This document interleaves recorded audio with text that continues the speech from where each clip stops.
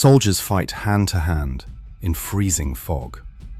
This is the only World War II land battle ever fought on the North American continent. And it isn't Pearl Harbor. No Japanese soldier set foot on Oahu. That was ships and planes. Guam and the Philippines saw real fighting. Neither sits on this continent. This happens on a fogbound island off Alaska almost nobody can name, where its commander is about to make a decision that ends almost every life left under his command.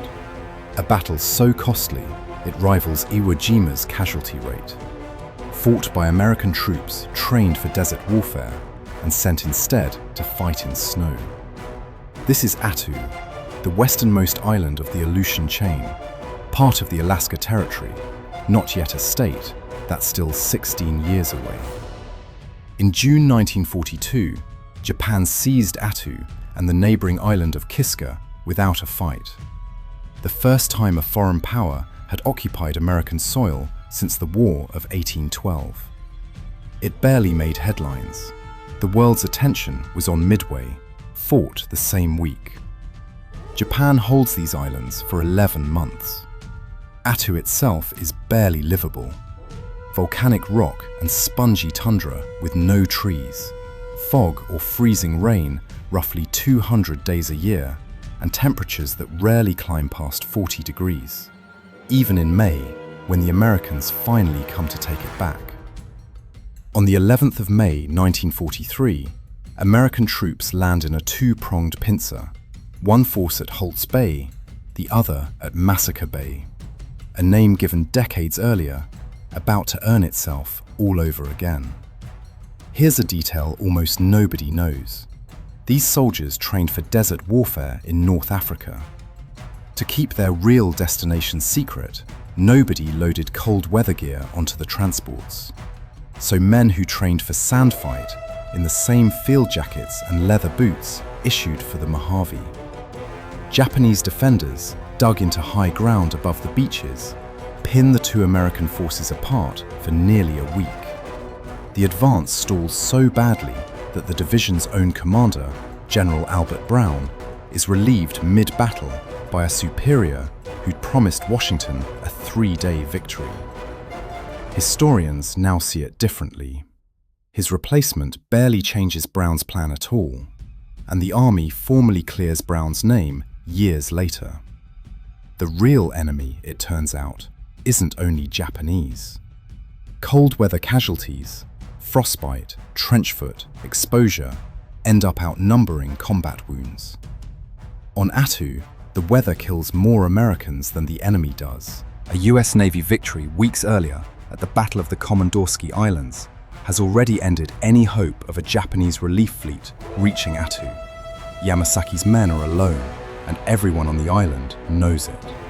By the 28th of May, the Japanese garrison, once 2,300 strong, is down to a few hundred men who can still fight. Their food is gone. Their ammunition is nearly gone. Tokyo has authorized an evacuation for the men trapped on Kiska. For the men on Attu, there is no such order, only instructions to hold. Colonel Yasuyo Yamasaki makes his decision. Rather than surrender, he orders his badly wounded killed or given the means to end their own lives, then leads what remains of his command in one final charge. Just after 3 in the morning, in the dark and fog, his men overrun 3 American sentry posts and break clean through the front line, helped by pure chance by an American company that has stepped away from its post for breakfast. The charge doesn't stop at the front. It reaches a field hospital, killing medics and wounded men where they lie. It keeps going, up toward a hill where American cooks, clerks and engineers, not infantry, grab rifles and fight hand-to-hand to hold a supply depot. It is, by any measure, one of the closest calls of the entire Pacific War. Yamasaki himself is shot dead, leading the charge, sword raised. What's left of his men, cut off at the base of the hill, choose grenades over surrender. When it's over, out of a garrison that once numbered in the thousands, fewer than 30 are taken alive. The final numbers: roughly 549 Americans dead, well over 1,000 wounded. A casualty rate historians still compare to Iwo Jima, the costliest battle in Marine Corps history. Nearly all 2,300 Japanese defenders are dead. One name from this battle deserves remembering: Private Joe Martinez, who 2 days before the final charge single-handedly breaks a Japanese machine gun line to open the way forward for his company. He dies of his wounds the next day.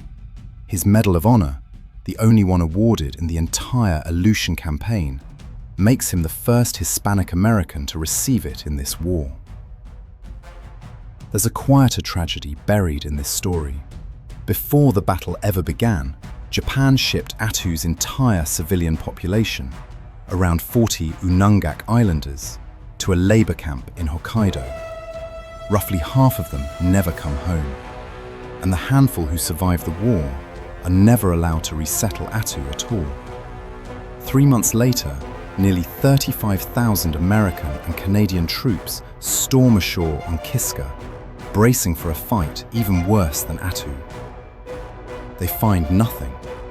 Weeks earlier, under cover of the same fog that shaped this whole campaign, Japan pulled its entire garrison off the island by ship. More than 5,000 men evacuated in under an hour, slipping straight through an active American blockade completely undetected. Nobody on the American side even knows until the landing is already underway. And an empty island is not the same as a safe one. Troops fighting an enemy that isn't there still take real casualties, to fog-triggered friendly fire, to mines, to booby traps. A US destroyer strikes a Japanese mine and sinks with over 70 men aboard. Historians still argue over the exact final count, but by any count, people die taking an island where not one enemy soldier remains.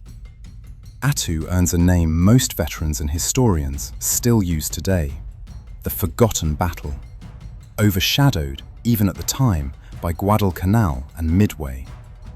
But the lessons it teaches the Army about cold weather warfare shape how American soldiers train and fight for decades after. And the record stands unbroken. In the entire Second World War, this fogbound island is the only place American and Japanese soldiers ever fight a land battle on the North American continent.